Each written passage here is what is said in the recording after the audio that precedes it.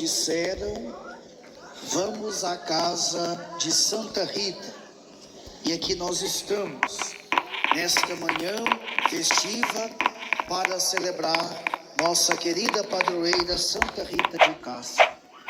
Reverendíssimo Padre Paulo Tionê, distinto pároco desta paróquia e reitor deste santuário dedicado a Santa Rita, na pessoa do Senhor, saúdo os irmãos do ministério ordenado aqui presentes neste santuário. Amados religiosos, religiosas, estimados irmãos e irmãs, filhos desta paróquia e de outras paróquias da cidade de Viçosa, que hoje acorrem a este santuário para celebrar a padroeira do seu município. Também saúdo os que nos acompanham pelas mídias sociais da nossa paróquia. Salve, ó Rita, fiel padroeira. Salve, salve, da glória sem véu. Com as palavras deste hino, acorremos a esta casa de Deus para louvá-lo, Ele que é a fonte de toda a santidade, neste dia tão especial, por nos ter concedido protetora tão querida, Santa Rita de Cássia. Da pequena periferia de Rocaporena, na Itália, o amor de Deus nos alcançou através da vida humilde, paciente e santa da freira agostiniana Rita de Cássia. Sua história é muito conhecida de todos nós. Seus pais eram humildes camponeses, um casal que tinha vida de oração. Ensinaram à pequena Rita os caminhos de Deus. E desde muito cedo, Rita queria ser freira, ser religiosa. Mas por outras circunstâncias, ela foi dada em casamento a um homem de uma vida pouco virtuosa. Tiveram 2 filhos. E durante 18 anos, Rita sofreu com paciência, amor e resignação, num casamento difícil, sofrendo e rezando pela conversão de seu esposo e também pela conversão de seus filhos. Após a morte do marido e dos filhos, viúva, ela abraçou a vida religiosa no mosteiro das Irmãs Agostinianas. Isso depois de enfrentar muitos desafios para ingressar no mosteiro. Resumidamente, meus irmãos e irmãs, podemos contemplar numa vida virtuosa uma mulher que, mesmo em meio aos sofrimentos, foi capaz de oferecer a Deus rosas. Ofereceu a Deus e ao próximo rosas, bonitas como essas que nós trazemos em nossas mãos. Irmãos e irmãs, gostaria de me deter nesta reflexão nos 2 títulos mais conhecidos de nossa querida padroeira. Ela é a Santa das causas impossíveis e também chamada a Santa das Rosas. A Santa das Rosas. No mundo em que vivemos hoje, marcado por tantos sofrimentos e desafios, desde a vida pessoal, a vida profissional, passando pela família, pela igreja e na sociedade, às vezes achamos ser uma causa impossível encontrar ou reconhecer o grande tesouro da nossa vida, chamado vocação. Somente seremos felizes, e mais do que isto, faremos os outros felizes, quando de fato descobrimos o tesouro da nossa vocação, colocado no coração de cada um de nós, por nosso Deus. No mundo cada vez mais agitado, cada vez mais distante de Deus, a nossa vocação corre o sério risco de ser colocada em segundo ou terceiro planos, e assim perder a sua vitalidade na igreja e no mundo. Neste terceiro ano vocacional nacional, nós somos chamados a redescobrir a nossa vocação, vocação de todos nós batizados, como graça e missão. A vocação é uma graça, porque vem de Deus, vem do céu, mas é também uma missão, porque exige compromisso, exige atitude, exige fidelidade da nossa parte. Que Santa Rita de Cássia, a santa das causas impossíveis, nos ajude a lutar contra esta realidade sufocante de hoje, que tenta abafar o evangelho da vocação nos corações dos filhos e filhas de Deus. Mesmo em meio a uma vida de sofrimentos e lutas espirituais, Santa Rita de Cássia soube oferecer rosas a Deus, a Santa das Rosas. E nos ensina hoje a oferecermos algumas rosas a Deus e aos nossos irmãos.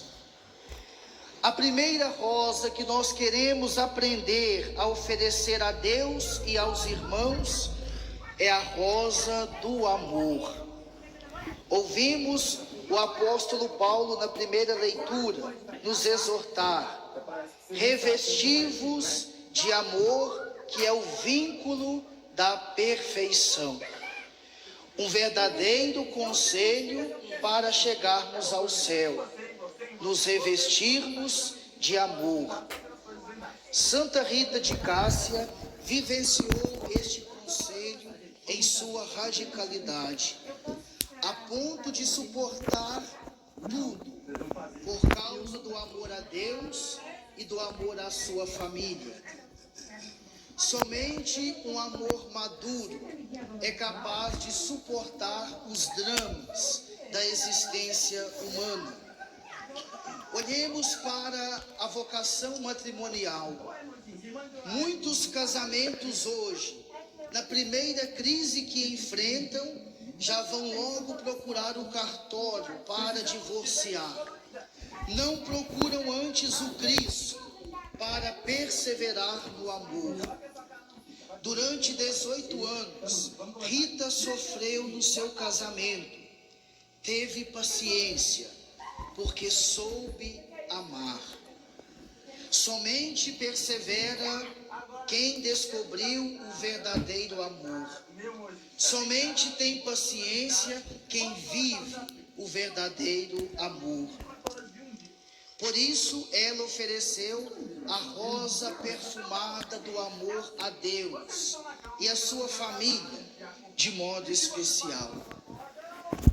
A segunda rosa que queremos aprender a oferecer neste dia é a rosa da oração. E como tem faltado esta rosa no jardim da humanidade descrente dos nossos tempos.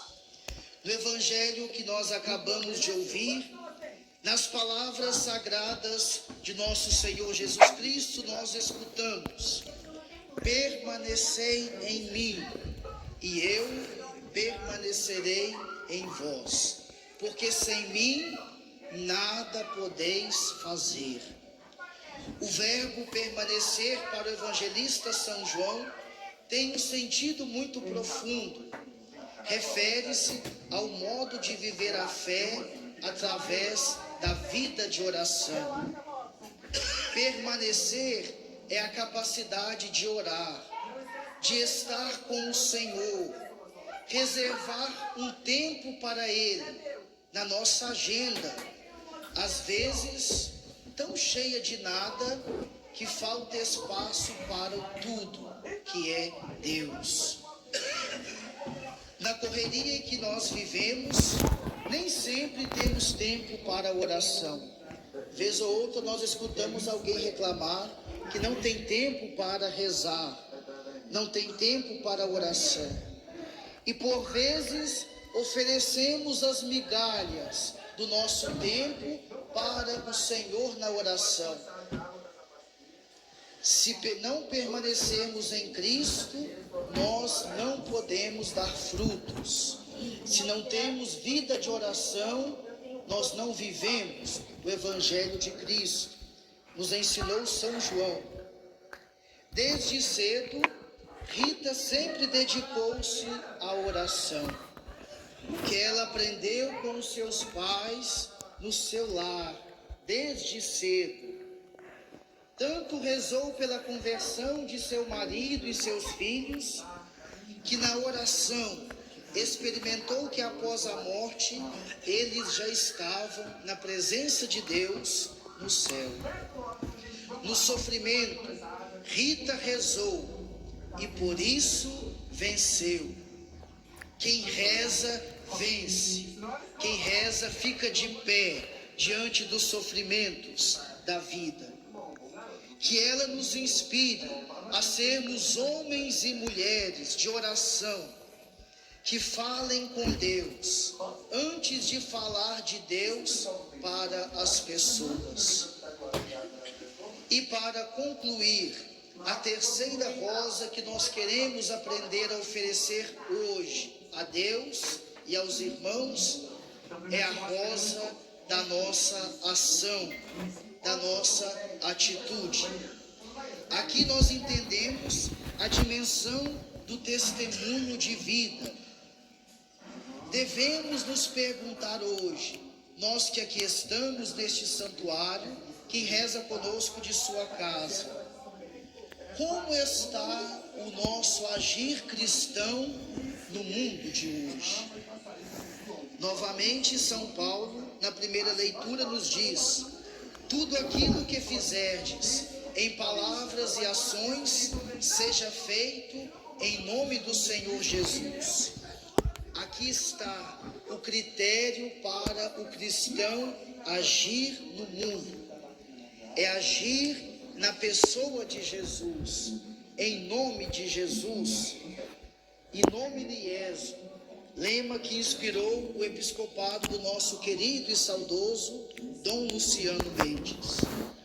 Olhamos para o mundo de hoje e com tristeza encontramos contra-testemunho de muitos que se dizem cristãos, se dizem católicos fervorosos, pessoas de sacramentos, até de missa dominical, mas não agem em nome de Jesus.